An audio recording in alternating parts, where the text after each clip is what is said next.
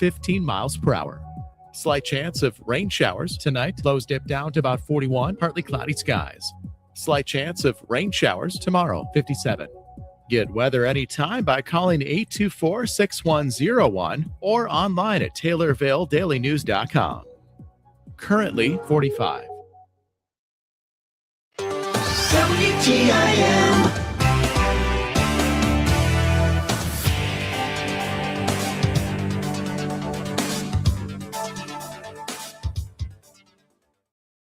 You're listening to WTIM, your information station. Time now for your expanded local news. I'm Reed Kamai. A search is underway for a missing 14-year-old girl from the Chicago area, and authorities are asking for the public's help in bringing her home safely. According to a Facebook post from the Taylorville Police Department, the missing juvenile has the potential to be in or around the Taylorville area. The missing juvenile, 14-year-old Juliana Faber, was last seen on Monday in Addison. Investigators say she has reddish curly hair at shoulder length, brown eyes, and a nose ring. Details of what she was wearing the last time she was seen are unknown, and no further description of Faber has been given.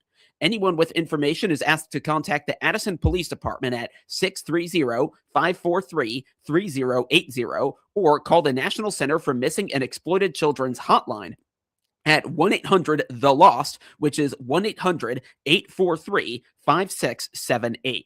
Local police say every tip matters, and they are urging anyone who may have seen Faber or knows details of her whereabouts to come forward immediately. Common household cosmetic products are now one step closer to being free from forever chemicals or PFAS. These PFAS are usually synthetic chemicals that manufacturing facilities utilize quite often. These chemicals do not break down in the environment or the human body. Thanks to a measure led by Illinois State Senator Maddie Hunter, common cosmetic products are now getting closer to being banned from containing PFAS. Every morning, millions of people across the state wake up and reach out for their moisturizer, their foundation, their shampoo products they trust to be safe. But the truth is, many of those products contain chemicals that are quietly causing harm. Prolonged exposure has been linked to a range of serious health outcomes, including certain cancers such as hormonal disruption and immune system damage. We're talking about an everyday issue with long-term effects. This measure will save people from cancers, from compromised immune systems, from contaminated water, and so much more. In a recent press conference, Hunter outlined House Bill 3409. This bill would make it illegal for any person to knowingly manufacture a product containing any of the 11 specific harmful chemicals, as well as any of the 13 forever chemicals.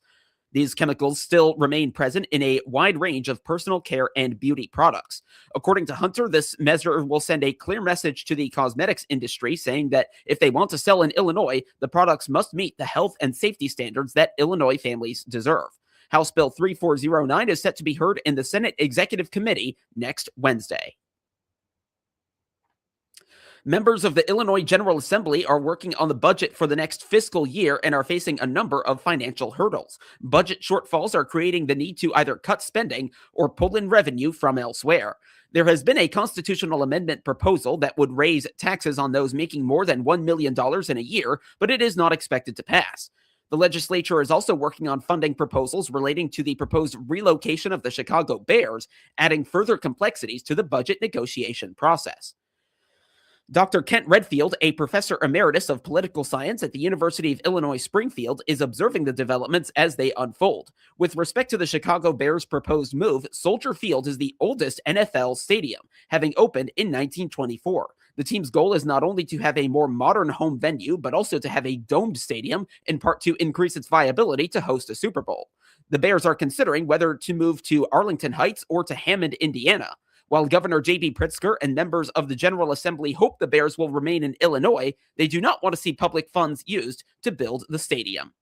And, that's happened other places. It's very, that's very controversial. And you start taking general revenue and instead of putting it into the common school fund or expanding early childhood development, you give it to a private entity, the owners of the Bears, to build a stadium. Nobody wants that to happen. And so this bill tries to put together a funding program where essentially the city of Arlington and the Bears work out an agreement where you're going to freeze property taxes in the area where the Bears Stadium is going to go, and then you'll get payments in lieu of taxes from the Bears to the city to kind of smooth out. There's going to be revenue is going to be very low when it's not developed. Later on, revenue would be very high. A bill the Illinois House has passed would allow the state's Department of Economic Development to issue mega project certificates. Supporters say it will inspire further economic development beyond just a new stadium, which could offset other funding burdens. We can attract people that want to do other things, build a big manufacturing plant, and work out arrangements where, we'll make it attractive for the company and attractive for the city to reach these agreements. And so now we're writing general legislation rather than Bears legislation. But you don't want to be in a posture where if you take taxes, take property off the tax rolls, it raises everybody else's taxes. So now we're trying to get an arrangement where part of the money paid by the Bears goes into not just to the city, but goes into property tax relief. In addition, major infrastructure upgrades would be required. This would add to costs and complicate logistics. There are ways to do that would, you would use capital, road fund money or generate another pot of money on essentially kind of a sales tax increment basis. So, you're trying to make all of this balance out. So you really are helping the Bears, but it's not general revenue fund if you're helping with the infrastructure. Yeah. And we're at the same posture with the constitutional amendment. You've got to get all of the competing parties to agree. Yeah. And you're working against a deadline. And if you don't get the numbers right, you're going to end up with, the city taking a huge hit, or taxpayers taking a huge hit. Dr. Redfield also spoke on the millionaire tax proposed in the form of a constitutional amendment. He says the current Illinois Constitution stipulates a flat income tax, hence the reason for the proposed amendment, as opposed to simply introducing legislation. You have to if you're going to do that, you have to have a constitutional amendment, because we still have a requirement in the state constitution that, that we have to have income taxes have to be at a flat rate. They have to be uniform, and that this would be an exception. And so this is certainly not without controversy in terms of, what this, how much money you could raise, who would be impacted, and what kind of impact would that have on Illinois' ability to, keep, to retain citizens and companies that, have, are the backbone of the state's economy in terms of big taxpayers.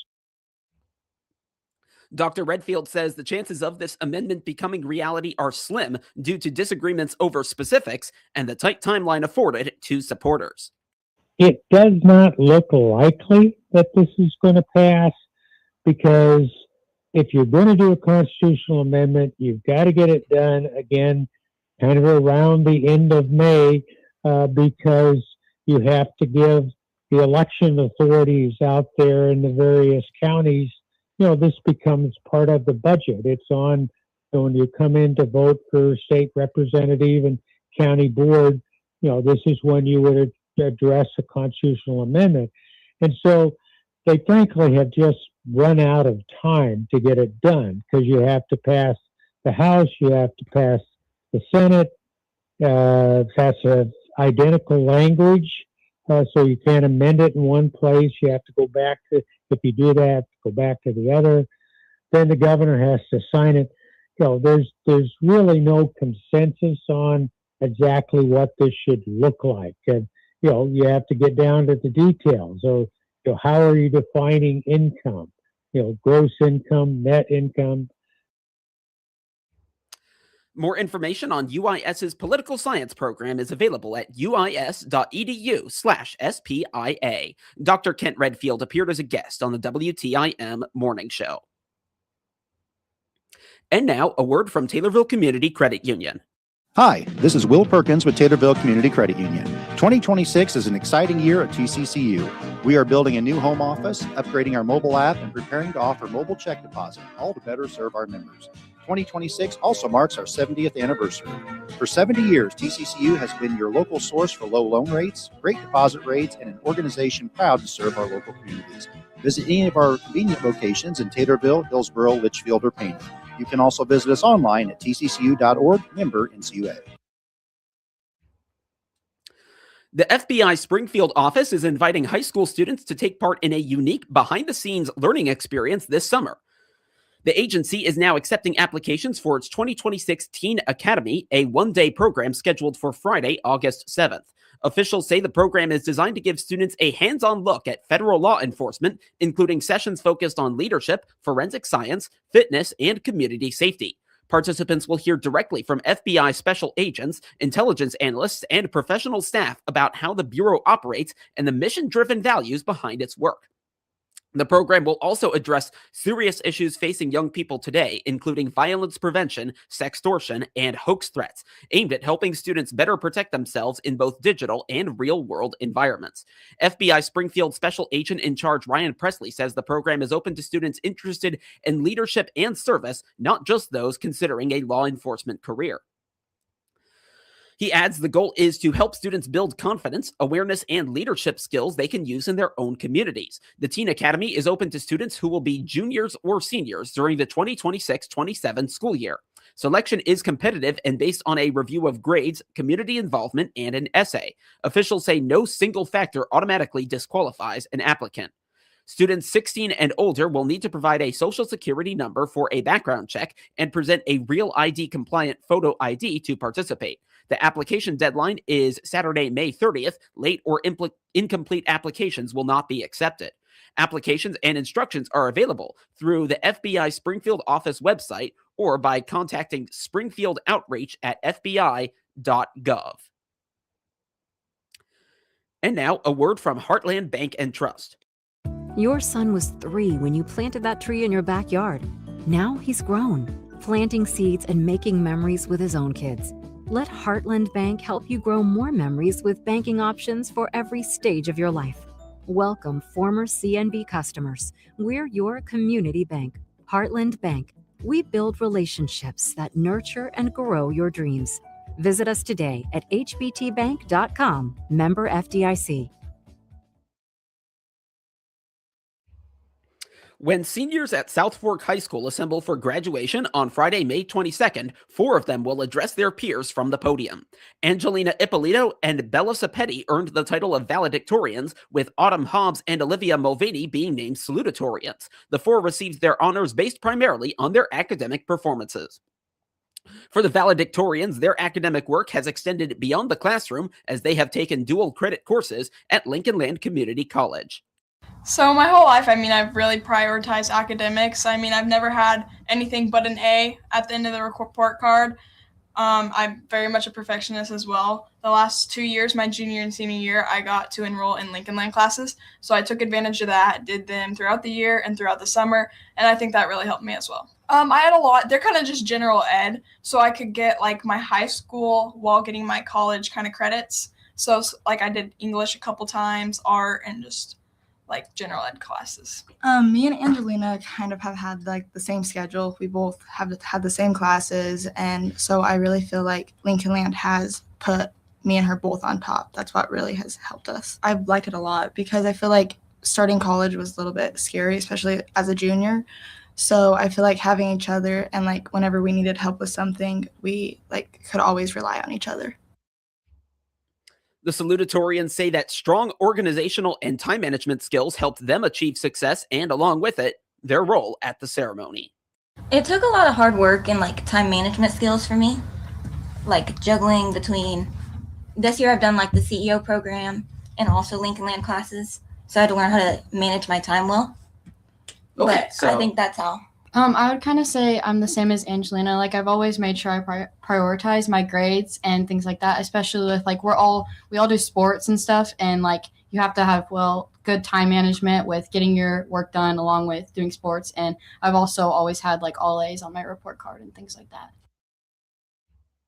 both Ippolito and Sapetti had busy schedules with sports and other extracurriculars and are looking to pursue careers in physical therapy and elementary education, respectively. I've been in a lot of sports. I've done volleyball 4 years, basketball 4 years, softball and track both for 1 year. And I also been in student council. I've been a class officer and also a part of the National Honor Society. What are your plans for that if you know yet?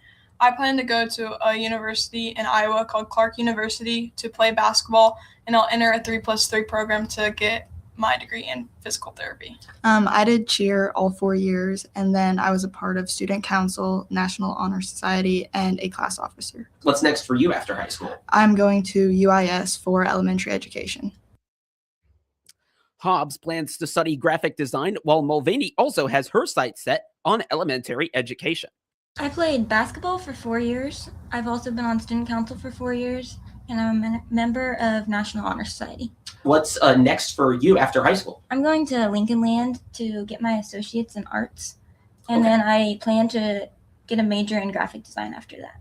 I've been a part of basketball and cheer for the past 4 years. I've been on student council for 4 years, a class officer, and then I also am a part of NHS. What's next for you after high school? I am going to attend Lincoln Land for the first 2 years, and then I'm going to go to UIS for elementary education.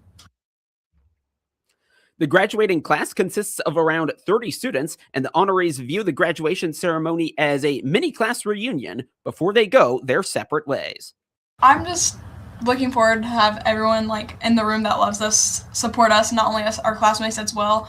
I mean, we have a lot of classmates that graduated early, so it's almost like a class reunion, and just making last memories with my best friends that I've been through it all with. I feel like I'm excited to just see everybody that last time, have those last memories, give my speech as kind of like a farewell to South Fork. I'm excited. We do a slideshow every year with past photos and stuff of everyone. I think that'll be a good bonding experience for us before we're all gone.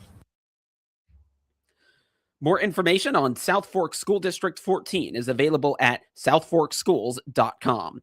Autumn Hobbs, Angelina Ippolito, Olivia Mulvaney, and Bella Sapetti appeared as guests on the WTIM Morning Show.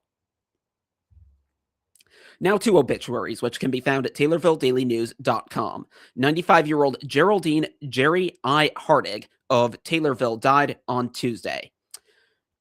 Cremation rights have been accorded, and a private interment will be at Oak Hill Cemetery. Arrangements are being handled by Sutton Memorial Home in Taylorville. 82-year-old Ronald L. Beck of Taylorville died April 24th. A memorial mass will take place today at 1 at Holy Trinity Catholic Church. Arrangements are being handled by McClure Funeral Home and Cremation Services in Taylorville. 94-year-old Mary Ruth Beach of Taylorville died April 22nd. Visitation is tomorrow from 10 till 11 at Sutton Memorial Home in Taylorville. The funeral service will immediately follow. Burial will be at Bethel Cemetery. Arrangements are being handled by Sutton Memorial Home in Taylorville. And 79-year-old Gary L. Carr of Bonita Spring, Florida, died March 27th. A memorial service will take place on June 27th at 2 at Blue Mound Civic Center in Blue Mound. Burial will be at Hall Cemetery. Arrangements are being handled by McClure Funeral Home and Cremation Services in Taylorville. We're expecting sunny skies today with a high near 58. Tonight, a 20% chance of showers after 8. Otherwise, mostly cloudy, a low around 41. Get local news anytime at TaylorvilleDailyNews.com.